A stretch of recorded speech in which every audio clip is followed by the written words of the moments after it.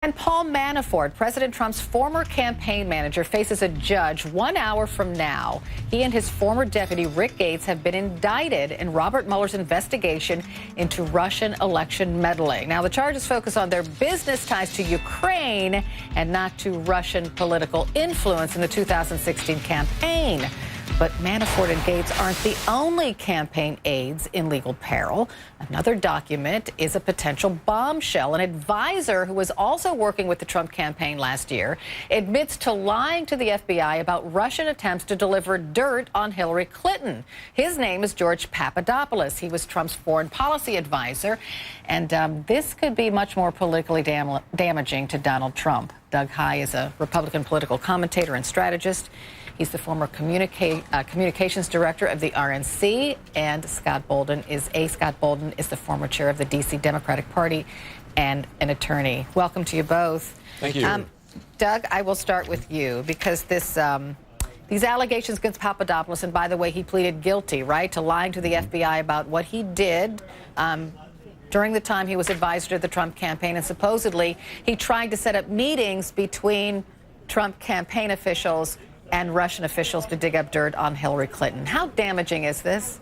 I think the Papadopoulos announcement is much more damaging potentially than the Manafort and Gates indictment because it shows that he's been working with the FBI for a long time on this.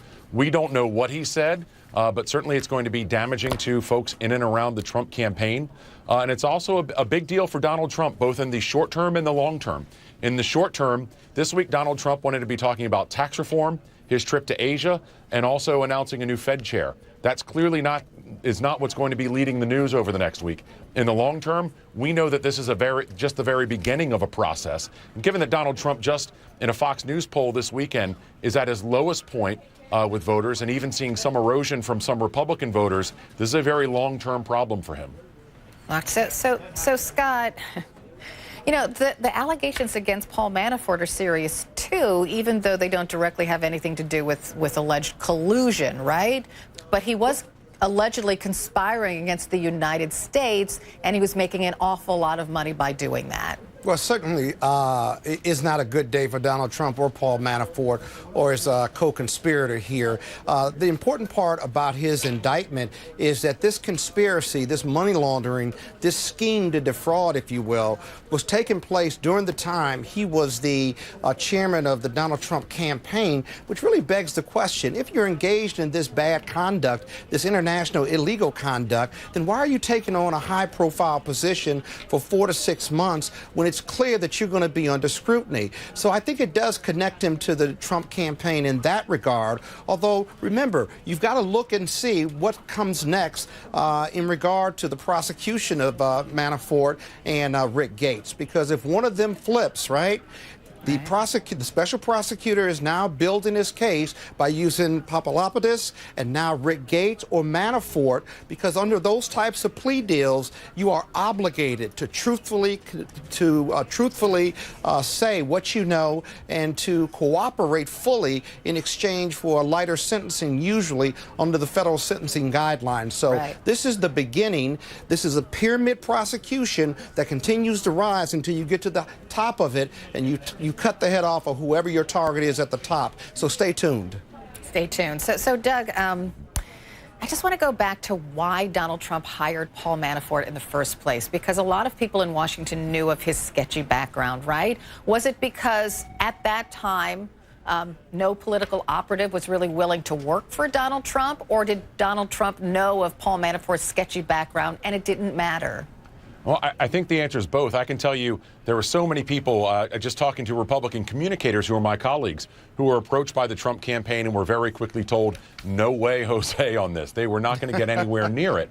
But at the same time, you know, we saw the statement today from the White House, an off the record, or excuse me, on background statement that said that these were always bad guys and they're still bad guys. Well, they knew that. And that was a lot of the talk when Manafort got hired, that while they may be really skilled at the very specific process of counting delegate votes, and certainly they were very influential within the Republican convention, that this was going to get them in trouble. Certainly it's the hot water that we see right now. And, you know, I'll tell you, Carol, the day before Election Day, or excuse me, the day before the inauguration day, I had a conversation with a Republican member of Congress from a district that Trump won pretty handily, who said this is not going to end well.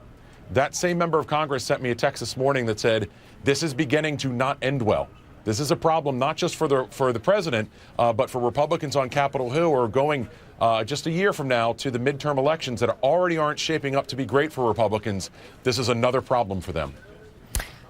Scott, it is possible that Donald Trump, if those people surrounding him are guilty of colluding with the Russian government, it is possible that Donald Trump was not part of that, right? He tweeted all morning long that there was no collusion, and he says that we really should focus on crooked Hillary and the Democrats and Uranium One and all of that stuff. But it is possible that Donald Trump wasn't directly involved with any of this, isn't it?